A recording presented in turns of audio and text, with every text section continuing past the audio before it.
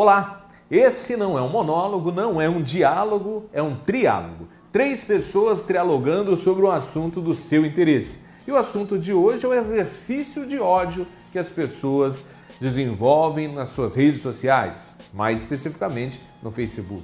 Por que as pessoas têm tanto desejo em destilar seu ódio nessa rede social? Você já parou para pensar sobre isso? Não? Então não saia daí, porque o triálogo começa agora!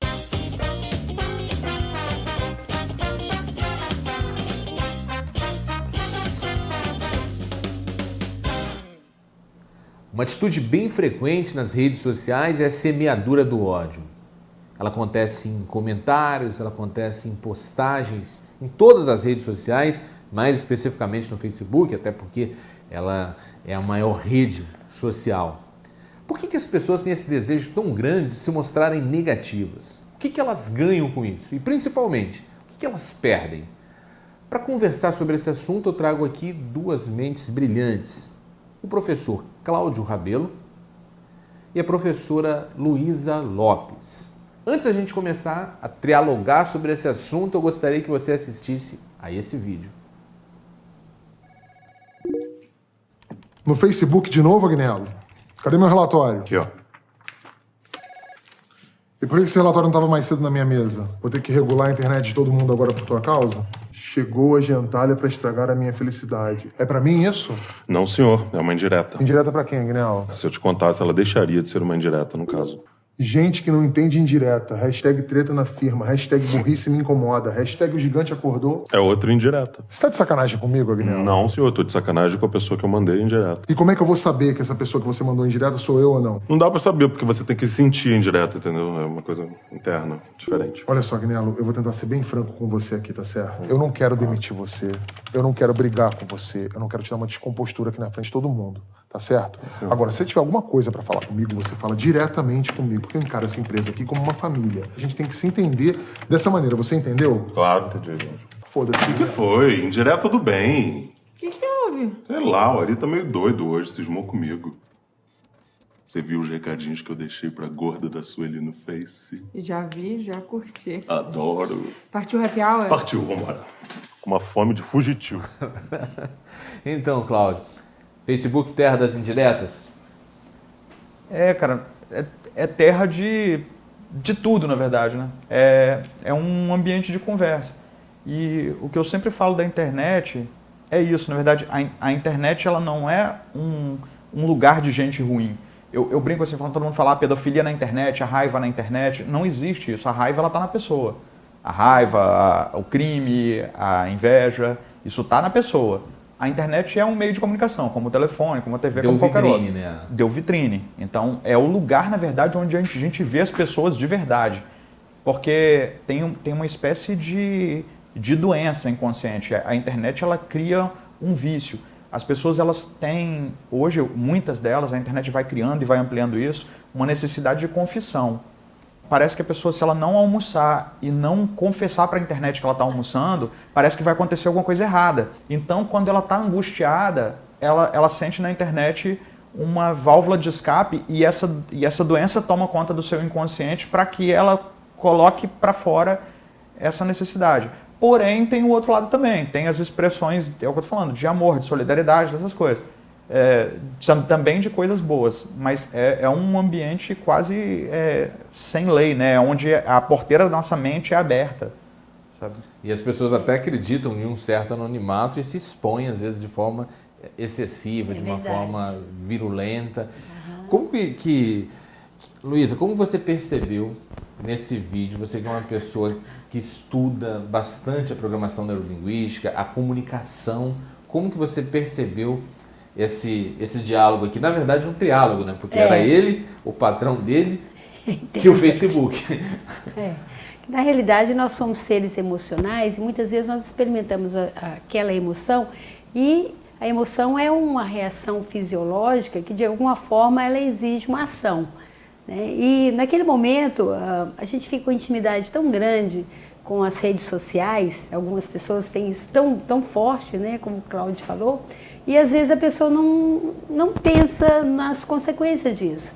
O que é você postar alguma coisa na internet hoje? É uma tatuagem que fica ali, eletrônica, que a gente não sabe para onde que vai, né? E também... Você só sabe que não vai sumir. Que É vai uma ficar janela ali. para o mundo, né? Então as pessoas, eu penso que elas estão experimentando um certo vazio existencial, elas fazem da internet, do computador, do iPhone, a companhia mais próxima e começam a desabafar ali. Pode ser até que elas se sintam bem, mas às vezes as consequências disso podem não ser muito E interessantes. qual é o nível de eficiência da indireta numa comunicação? Como ele falou, indireta, ela é indireta. A pessoa vai saber se é indireta como ela sente isso. Às vezes nós podemos usar como, a gente fala na programação neurolinguística, uma analogia, uma linguagem metafórica. Isso também é legal. Às vezes a gente vê no Facebook, não um desabafo, mas uma reflexão em cima de alguma situação que a pessoa está experimentando naquele momento. Algumas coisas não dá para falar diretamente mesmo, mas aí você tem um tempo para poder refletir e escolher o que você quer fazer com aquela informação. Emoção a gente não controla, a gente experimenta uma emoção, a gente é um ser emocional, mas o comportamento a gente pode controlar e escolher.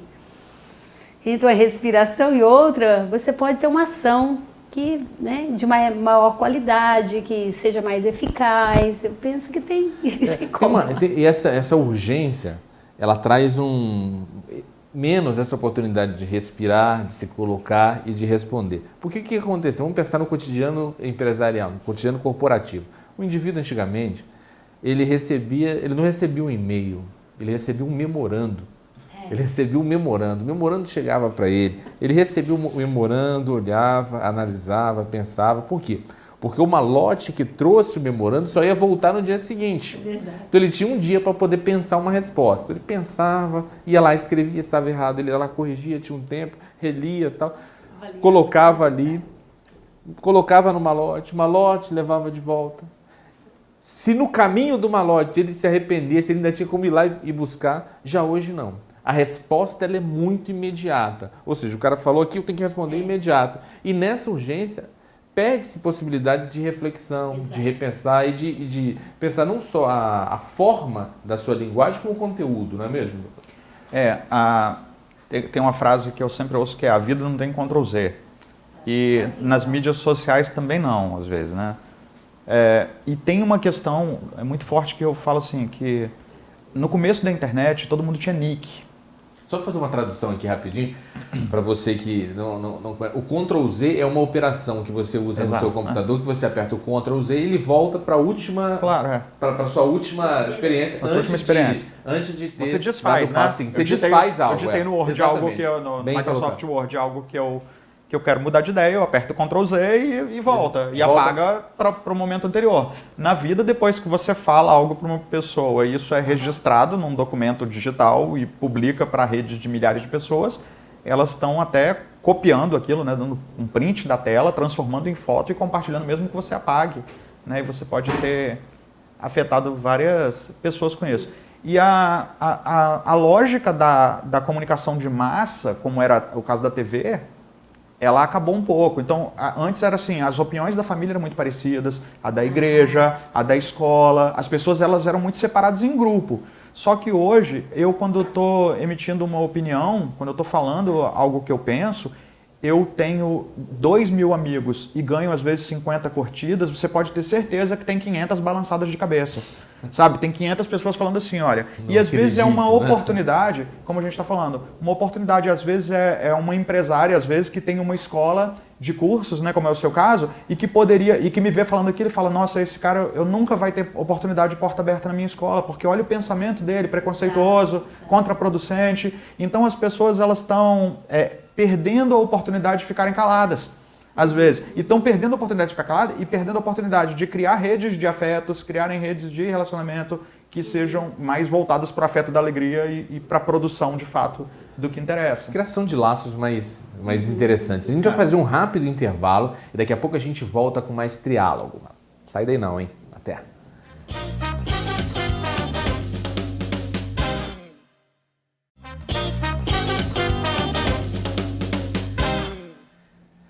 Estamos de volta com o Triálogo, que nessa edição está trialogando sobre o comportamento de ódio das pessoas nas redes sociais, especialmente no Facebook.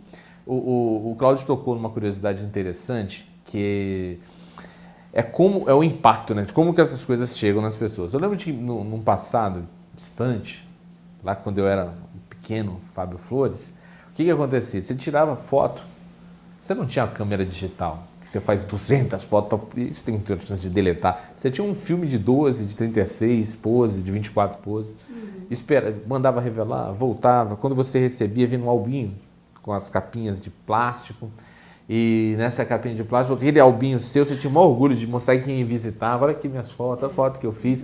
E geralmente você não conseguia fazer com que suas fotos fossem vistas para mais de 50 pessoas. Hoje em dia, qualquer foto que você publica no Facebook, no Instagram, numa rede social de repercussão, essa foto é vista por centenas de pessoas, por milhares, por dezenas de milhares de pessoas. Ou seja, o impacto da exposição e de como que essas pessoas estão se colocando também, ela foi ampliada. E não foi ampliada a responsabilidade. A que você atribuiria isso, Luísa? O fato das pessoas ainda terem esse comportamento, de certa forma, relapso e irresponsável com o conteúdo das suas falas ou até mesmo das suas imagens, quando elas estão em caso de fotos? Às vezes eu penso que a pessoa não tem essa consciência. Eu gostei muito do que o Cláudio falou do Z, como é que é? Ctrl Z. Do Ctrl Z. Né? As pessoas não têm essa consciência às vezes. Nós aprendemos que a comunicação ela tem um impacto no outro. E quando a pessoa vai... O impacto se dá pelo conteúdo da mensagem e também pela forma que essa mensagem está sendo entregue, né? Exato. E às vezes até o horário que ela foi postada, né? Ninguém que recebe um telefonema 3 horas da manhã pensa que é um prêmio, né? Então, é a mesma forma do Facebook, o WhatsApp é outra coisa, né? Porque quando você manda uma imagem, você apaga, você não vê. Mas você não sabe onde foi parar aquilo, porque o outro já recebeu. Porque nós mostramos no Face, nós mostramos nas redes sociais uma carência nossa, uma necessidade nossa. Eu trabalho com jovens, eu já vi uma jovem quase se deprimindo porque ela cortou o cabelo, mostrou o corte e ninguém curtiu. Eu fui conversar com a mãe dela, ela estava arrasada, gastou uma grana, não é só cortou, pintou, e a menina estava assim. Então, eu penso que quanto mais a autoestima é baixa, mais necessidade a gente tem de aprovação. Às vezes pode acontecer de você escrever algo porque você quer que o mundo conheça seu ponto de vista e você não está preocupado com os outros. Ok, é a sua opinião, né? Mas é interessante. E uma outra coisa também interessante é que parece que curtir a vida sem mostrar que está curtindo já não vale mais. Quantas mães têm Facebook? Pouquíssimas, mas se eu não colocar lá, que todo mundo viu que eu sou uma pessoa boa, que no Dia das Mães coloquei eu amo mamãe, é como se isso mexesse nos meus valores. Então a pessoa vai ficando, eu gostei do que o Cláudio falou, meio viciada nisso. E a pessoa quando ela está vivendo um momento, ela tem que parar tudo para postar, porque senão... E ela faz até a opção, eu não vou em tal lugar porque lá não tem 3G, como é que eu vou fazer? Pois é, loucura humana. Loucura. Minhas postagens. Cláudio, a gente tem notado, sobretudo em face desse movimento político que o Brasil vive hoje e que só existem 2 possibilidades de posicionamento político e quem não é uma coisa necessariamente é outra, as pessoas não conseguem perceber que as cores que estão entre esse arco-íris, é um arco-íris de possibilidades políticas, mas existe essa rivalidade que foi construída e que tá posta. E as pessoas têm usado esse campo de política para se afastar. Ou seja, pessoas que têm afinidade no esporte, torcem pelo mesmo time, têm afinidade religiosa, são da mesma fé cristã, são da mesma igreja, são do mesmo clube de lazer, mas diferem em uma única questão, que é a questão política. E por discordar da questão política, ela acha, não, esse cara não é mais meu amigo. Como você tem percebido esse momento nas redes? Eu sempre falo que muito mais importante do que a liberdade de expressão é a responsabilidade de expressão. A gente tem que pensar sobre o que a gente fala, tem que falar com empatia, falar com respeito, né, e saber sobre o que está falando. A questão é que o sujeito ter um engajamento político é quase que um arquétipo, né? O que é um arquétipo? É uma pré-imagem mental. Inconscientemente, as pessoas têm necessidade de falar, eu sou engajado politicamente, eu tenho um pensamento, sou fiel a esses princípios. Quase como fiel ao princípio religioso, fiel ao princípio futebolístico. Sim. As pessoas querem ser fiéis a algo. E isso, às vezes, acaba cegando muitas pessoas. Isso está dando margem com que realmente os tubarões da política, com que eles façam a festa. Por quê? Porque as pessoas estão se baseando na superficialidade, no ponto de vista que elas querem enxergar, porque tudo é apenas um recorte, e não estão dando margem para o panorama geral e para o diálogo. Então não está tendo diálogo. A única coisa que eu, assim, particularmente acho disso tudo, é que uma coisa é o seu direito livre de pensar, e a outra é o seu direito livre de oprimir. Eu acho que racismo não é opinião, sabe? Homofobia não é opinião. Tem vários outros, né? Machismo, assim, sabe? também. Machismo, né? A arrogância e prepotência de classe. Eu acho que isso não é opinião, sabe? Isso é opressão, né? Às vezes fascismo não é opinião, né? Você não pode falar, não, eu sou nazista e você tem que respeitar a minha opinião. Eu acho que preto tem que morrer, sabe? Eu acho que bicha tem que morrer. Isso não é opinião, isso é sabe? Isso é fascismo, né? Assim, é nazismo, dependendo. Isso não é opinião. Então eu acho que as pessoas têm que ter um pouco de noção de respeito ao outro, respeito à liberdade do outro também, sabe? Eu acho que é isso. Então, tirando isso, a gente senta na mesa e conversa sobre perspectiva política, né? E aí vê sobre o cenário, as pessoas às vezes não sabem nem como é que funciona um Congresso, como é que funciona um Senado, como que funciona a presidência da República, como que funcionam os ministérios, os sindicatos, os bancos, os monopólios de mídia, as empreiteiras, a OAB, o STF, e que tudo isso é a política e não essa roubalheira toda, sabe? Então, assim, não sabe nem distribuir as cartas, sabe? Assim, é um leviatã, né? A minha rua tá toda esburacada. Até quando, Dilma? Então, assim, não tem nada. Tem partido, tem muita coisa. Eu vou fazer o seguinte, a gente vai fazer um rápido intervalo agora, porque a gente vai ter uma fala agora da nossa consultora em programação neurolinguística. Não sei se você conhece. Ah, já ouvi falar. Muito longe. Muito longe daqui. Então tá certo. Então, Luiz, o que você tem de dica pra gente hoje? E aí, Fábio, hoje eu quero falar um pouquinho sobre algo que traz um tóxico muito grande para a comunicação. E talvez você já sabe o que cria essa coisa que adoece, que torna a comunicação deteriorada. É sobre uma coisa chamada fofoca. O que vem a ser fofoca? Fofoca é você falar de uma pessoa que não está presente para uma outra pessoa. Então, quando você está falando mal de uma pessoa que ela não tem o direito nem de saber o que você está falando e muito menos de se defender, a primeira coisa a lembrar é que você, quando fala mal do outro, você está expondo quem? Você está expondo você mesmo. Então, para a gente acabar com a nossa imagem ou ter um marketing pessoal muito negativo, é falar mal do outro. Quem fala mal do outro para você, vai falar mal de você para o outro. Uma forma que a programação neurolinguística nos mostra para acabar com a fofoca é chamada a repercussão positiva. O que significa repercussão positiva? Procure achar qualidade nas pessoas, nas circunstâncias, na situação. Ache uma qualidade, divulgue o que é de bom que tem no outro. Então imagine uma pessoa chega para você e fala assim, você já notou? Fulano só chega atrasado. E você pode completar assim, pode até ser, mas você já notou também como ele é uma pessoa prestativa? Ao falar bem do outro, você está melhorando também o seu marketing pessoal. Que tal usar repercussão positiva essa semana? Vamos lá? Excelente dica, Luísa, não é mesmo? O que você achou dela? Muito boa, viu? Muito boa essa dica. Tem futuro ela? Acredito que já está vivendo esse futuro, né? Um dia ela planejou isso junto com o amigo dela. Então tá bom, a gente vai fazer um rápido intervalo, daqui a pouco a gente volta com o Triálogo para o último quadro, que é um momento muito esperado por você. Não sai daí que a gente volta já.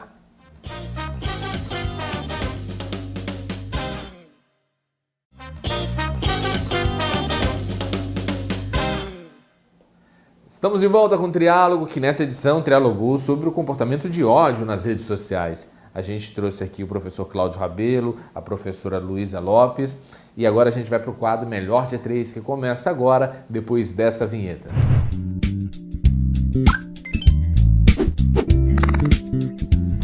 Então vamos lá. A gente escolhe aqui, nós três vamos escolher. O que é melhor para a comunicação? Uma direta, uma indireta ou um feedback? Feedback. Por quê? Porque uma direta é unidirecional. Uma indireta não tem direção nenhuma. E um feedback é um retorno sobre uma expectativa. Sim. E a comunicação é algo comum, né? Não se chamaria diferenciação em vez de comunicação. Luísa. Você me apertou sem me abraçar, porque eu tenho a crença que tudo depende do contexto. Sim. Mas eu vou ficar com feedback também. Sim. Porque direta, dependendo, você machuca o outro. O indireto pode ser que o outro não entenda. E o feedback bem dado, ele ajuda o outro a crescer. Então, eu fico com feedback. Feedback ainda tem uma característica. O feedback, primeiro, foi uma solicitação, né? De maneira geral, a pessoa pede um feedback. E segundo, quando ela não pede, você pede autorização para dar. Você não vai soltando assim, senão virou indireta, né? Uma coisa dessa. Vamos para o próximo aqui. Com o que mais se assemelha o Facebook hoje em dia? Com o Muro das Lamentações, com a Faixa de Gaza ou com o Rio Tietê? Bom, acho que nenhum dos três, mas se fosse escolher o Rio Tietê. Eu vou ficar com o Muro das Lamentações, porque às vezes tem muitas coisas, se você olhar direitinho, tem muitas coisas que são descartáveis, né? Então, tem muitas coisas boas, mas tem muitas coisas que é muita lamentação mesmo. Eu vou ficar colado. Eu vou ficar com a Faixa de Gaza, porque eu já vi muitos homicídios acontecerem ali, homicídios de reputações. Vamos lá pro próximo. O que é melhor para a pessoa se posicionar no Facebook antes de uma postagem? É se pensar com um posicionamento estratégico, desenvolver o autoconhecimento ou tomar um Rivotril? Eu acho que é desenvolver o autoconhecimento. A pessoa tem que saber o que eu sou e o que isso vai trazer de... Isso que eu vou postar vai me acrescentar. Isso vai ser importante para mim? A agressividade vai me fazer crescer? Né, a minha exposição vai me fazer crescer? Então acho que é isso. Tem que conhecer o que eu estou...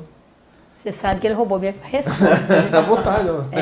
A partir do momento que eu me conheço, eu vou saber por que eu faço o que eu faço. Então, se isso justifica para mim, se isso está legal, ok. Mas é bom olhar se isso é bom para o outro também, se vai ser útil e se é até verdadeiro, porque às vezes a gente posta algumas coisas que a gente mesmo duvida, né? Então... E tem uma frase sua que eu acho muito interessante, que uma coisa que as pessoas deveriam lembrar sempre antes de comentar, dizer ou postar qualquer coisa, ela deveria fazer referência a BUV. O BUV. Bom, útil e verdadeiro. Que eu vou postar é bom, é útil, é verdadeiro? Ah, então tá, então tem chance de ir. Eu fico, então, com o Rivotril, que eu acho que tem algumas pessoas que dormir seria melhor do que falar besteira. Vamos lá no próximo, então. Qual o melhor lugar para você expor a sua vaidade? No Instagram? No Fotolog? Ou no Flogão? Pô, a vaidade tem que ser no Instagram, né? Porque se você tá usando o Flogão é porque você não tem vaidade nenhuma. E o Fotolog significa que nem internet que não seja discada que você não tem, né? Então acho que é no Instagram, pelo menos fala que você tem um smartphone. O Instagram pelo menos é um pouquinho mais limitado, então, que a vaidade mesmo, você não precisa de expor, né? Se ela estiver aí com você e for saudável, você expõe para quem está do seu lado, senão... Eu vou ficar com o Flogão, a turma de lá era muito bacana. É uma turma bacana que tinha lá. Agora a nossa última questão, que é uma questão de natureza mais acadêmica. Que melhor pensador refletiu o universo do autoconhecimento? AGP, Benito de Paula ou Anderson do Molejo? O Anderson do Molejo. Porque bom é ser feliz como um molejão. As pessoas não estão vivendo para ser felizes, elas estão... Se você vê hoje alunos muito novos meus, eles têm síndrome do pânico, agorafobia, claustrofobia, terror noturno, essa necessidade de autoaceitação, o poder panóptico de controle do outro, né? O panóptico é aquela estrutura que tem na prisão, que todo mundo é observado, tem a sensação de perigo. Então, tem uma sensação hoje de que será que o que eu estou vestindo? Então, está aumentando essa angústia, eu tenho que postar. Então, eu acho que as pessoas estão esquecendo de ser felizes com o molejão. Olha só, sabe? Bicho, é a frase da semana. Bom é ser feliz com o molejão. Luísa, AGP Benito de Paula antes do molejo. Pois é, a gente não tem outra escolha. Vou ficar com o Benito de Paula, porque o cara respira para cantar, a voz dele é muito suave, veludada, e ele acaba mandando um recado pro coração das pessoas, e as pessoas estão precisando disso, sabe? Acolher o coração com coisa boa. Vou ficar por ele. Eu fui no show dele no Álvares, que ele começava lá, agora chegou a vez, vou cantar Mulher Brasileira em primeiro lugar, é com vocês. Ele que tocava o resto da música. Ali o povo cantando pra ele, cara. Chegou uma hora que o cara... Chegou uma hora que a pessoa falou, pô, menino, canta você, cara. Ele sabe compartilhar. Né? Exato. Cláudio, muito obrigado mesmo, valeu, foi uma satisfação ter você novamente. Luísa, que bom ter você novamente aqui e não só lá na tela. Obrigada. Quem quer aprender mais sobre a programação neurolinguística pode fazer o quê? Primeiro, entender que a PNL é um caminho do autoconhecimento, né, para ajudar a gente nesses momentos atuais aí, para melhorar a inteligência emocional, comunicação, relacionamento, ter foco. E ela pode procurar o INDESP, ela vai ser muito bem recebida lá. Com certeza. Inclusive aqui, mais um aluno aqui na tua frente, aqui, mais um aluno, mais um professor, vai ser tudo. E eu agradeço a você que ficou com a gente até esse momento. Um forte abraço e eu te encontro na próxima segunda-feira às 22h30 com um programa inédito. Ao longo da semana a gente vai reprisando. Quer deixar uma sugestão de tema pra gente? facebook.com/triálogo na TV. E se você quer ver esse programa na íntegra, você pegou na metade, eu quero saber o que aconteceu antes. Tá lá imagem.tv.br/triálogo. Tem essa edição e todas as outras. Um forte abraço e até.